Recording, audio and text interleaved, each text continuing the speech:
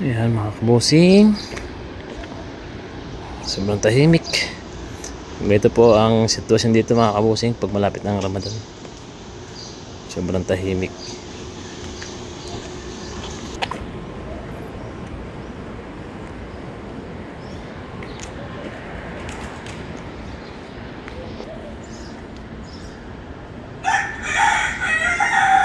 May manok dito ah.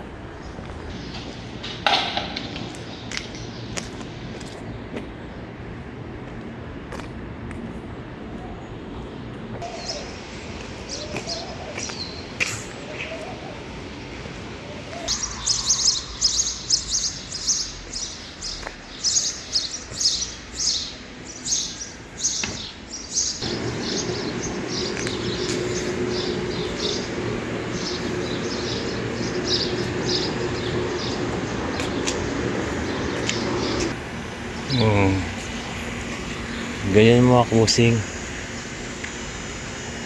Ayan o, parang ilaw nila. May ilaw sa gabi yan mga kabusing. Yan. Hanggang doon niya sa dulo. Yun ang paghahanda nila ngayon darating na Ramadan.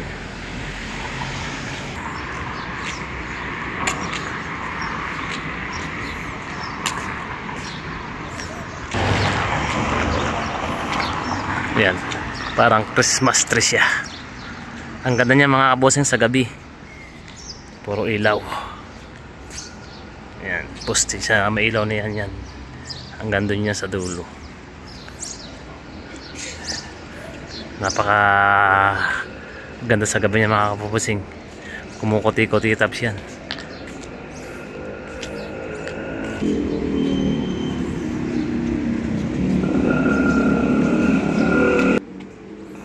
Ayan, busing. Yan mga ginagawa nilang design. Yung buwan na yan, napakahalaga sa kanila yan. Letter C. Tsaka yung ilaw sa taas. Yan ang paghahanda nila dito. Bawat kanto meron yan. Ilaw sa taas, tsaka buwan sa baba, letter C. At tsaka may ilaw. Ayan.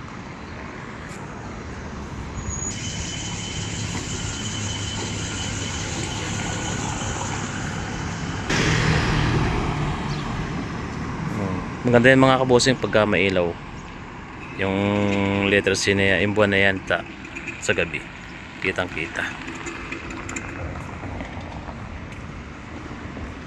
Tsaka itong mga to, puro ilaw siya. Ang ganda niya sa dulo.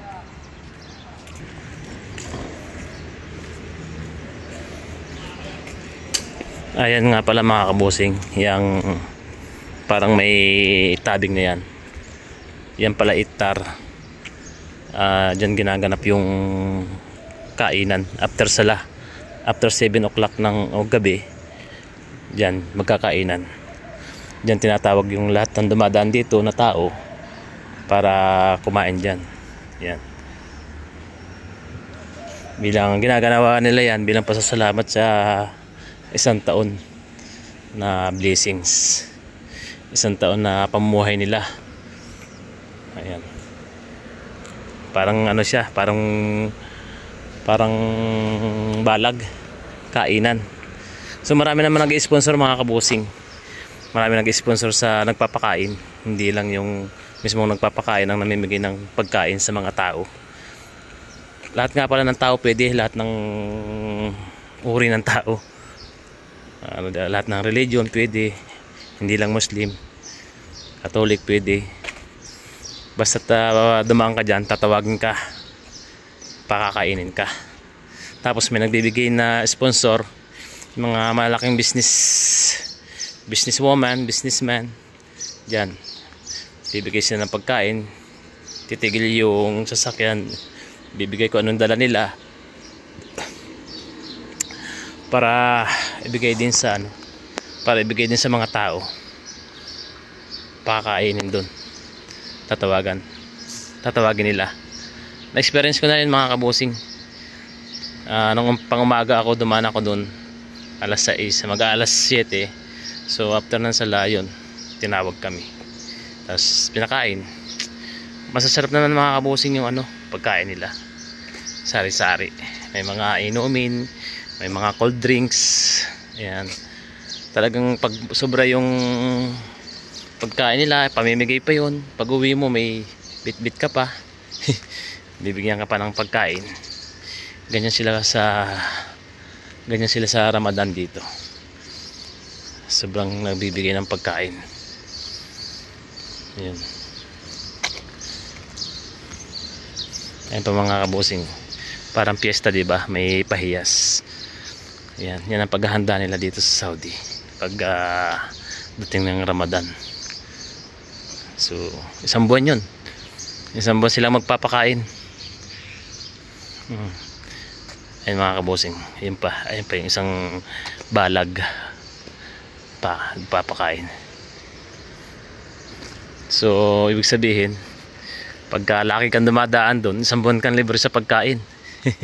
At hindi lang yung mga kabusing sa kalye. May namimigay rin sila. May namimigay rin na Saudi local na pagkain, minsan pera. Yun, kung ano yung maibigay nila bilang pasasalamat sa buhay na nangyari sa kanila sa loob ng isang taon. Yun, tradisyon na nila yung mga kabusing. Yung barracks na yun mga kabusing, tawag doon iftar. Yun. So ayun mga kabusing, sana nagustuhan nyo ang video na to. At kung nagustuhan nyo, please subscribe, like and share. At pakihit na rin ang bell para sa mga susunod na video ko po ay mapanood nyo. Salamat sa panonood. Salamat sa panonood mga kabusing. Bye bye. See you on my next vlog. God bless us all. Please subscribe Chris Bus TV OFW, my YouTube channel.